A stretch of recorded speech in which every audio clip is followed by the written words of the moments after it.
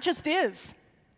And if Charleston wants to be a city of the future, it has to welcome all talent, all of it.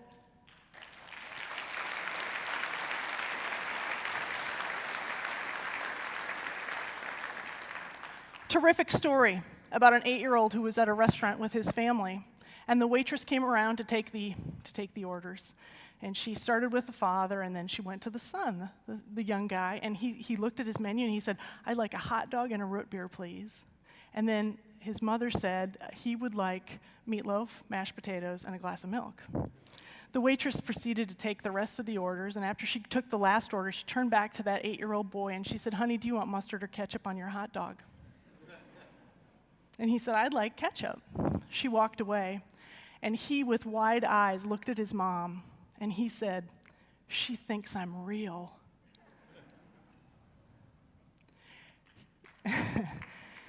Huge teachable lesson for us. All talent is real. Are we willing to see them and to see that talent shine through, regardless of what all the other labels are? Okay. So, we'll go to the next slide. So what, Rebecca? So we've got these scores. We know that we're third in a list with some really competitive peers. So what do we do about it, right? What can we do about it? Well, I would suggest that in all communities, if we're on a range of hard infrastructure to soft infrastructure, and hard infrastructure are things like our roads, our bike paths, even our school buildings, right? And in some cases, hard institutions to change, institutions that take a long time to change. That's hard infrastructure. But then there's all the way down this end to soft infrastructure.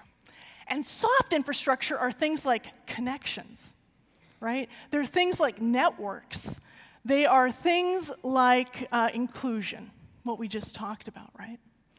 While we work on a multi-generational plan around hard infrastructure, you, today, tomorrow morning, can be thinking about the soft infrastructure, right?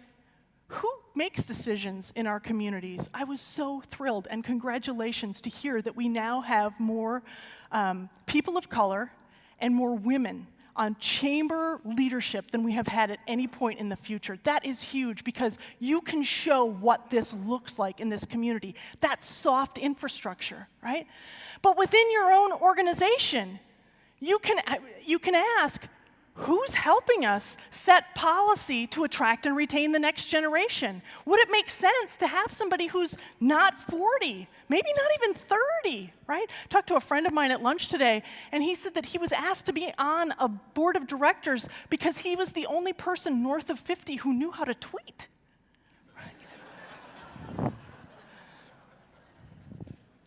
So the hard infrastructure are the multi-generational pieces, and the soft infrastructure are the ways that you and I relate one to another, how we make people feel welcome in our community, how we connect them with others.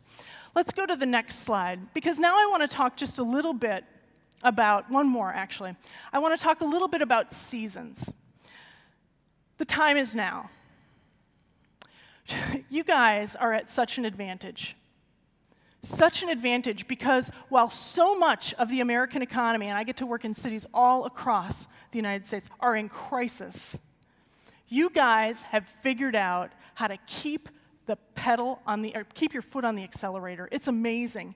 Charleston is one of the few places in this country that I can feel is still becoming.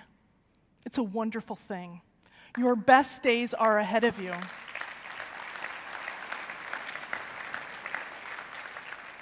With that said, I want to do a really fast history lesson of why this is so important. So let's hit the next slide. America goes through seasons, and spring, summer, fall, and winter. And if we think back, and these happen to be the birth years of the baby boom generation, boomers were born in spring, and spring was a time of amazing prosperity. If you think about this, spring was the moment after World War II when we brought home 12 million soldiers. And just to wrap your heads around how fast the economy was growing, the GI Bill was drafted to ensure that those soldiers wouldn't be homeless, they wouldn't be in breadlines. America was trying to figure out how to absorb 12 million soldiers back, and the GI Bill was used, but not near to the extent that we thought it would be. Imagine an economy that can absorb in a few years 12 million people. We were on a growth trajectory. Let's see the next slide. So then summer comes in America, and summer tends to be a time of sort of disruption, of euphoria, of almost such pride that we start to question, right? Summer in America started with the Watts riots, right? We had true racial issues that for the first time were broadcast into our living rooms, right? And the boomers became the first generation to lead this major youth movement around civil rights. And summer is the time of the Gen X birth years. Let's go to the next slide. Then we go to fall. Fall feels like things start falling apart. In our American fall, divorce rates skyrocketed at 50% for the first time. It was an urban myth, but we said that there were razor blades in Halloween candy, right? There really were missing children on milk cartons. The Shuttle Challenger did explode, and for the first time we started to see headlines that said American student scores lower than other countries' scores in math and science. It started to feel like things were falling apart. A period of decay. These were the birth years for our millennial generation, right? And it's no wonder that we, during this time, got our first generation of helicopter parents, because we were trying to protect their children from the perceived lack of safety and so on and so forth. Then, next slide, when 2 planes hit our towers, winter started in America. Now, I want to make a really important point, and as a person who lives in Madison, Wisconsin, I come with special credentials. That looks like death, doesn't it? That temperature right there is what is officially called bite-ass cold in the north, right? Winter is a period of time that feels like death, but it's not death, it's hibernation. And as we are in this period of hibernation that I predict is going to last till about 2020, every one of our previous winters, the American Revolution, the Civil War and Reconstruction, and the Great Depression, lasted on average 19.6 years. I'm extrapolating the same thing for this period that America is in. While America is in winter, trying to figure out a lot of issues, Charleston is having an early spring. Charleston is having an early spring, and the reason this is important, and the reason these 16 projects that you are working on are important, the reason the time is now to get your head on straight about becoming a community that truly is a talent magnet, is because coming out of winter, the economic pecking order is completely reset. And my money says, if you get some of these things right, if you don't delegate to the next generation to figure it all out, when spring comes again, you will be at the top of that list we showed earlier with those other communities. Because you've chosen not to stop investing, you've chosen to continue to invest. Next slide.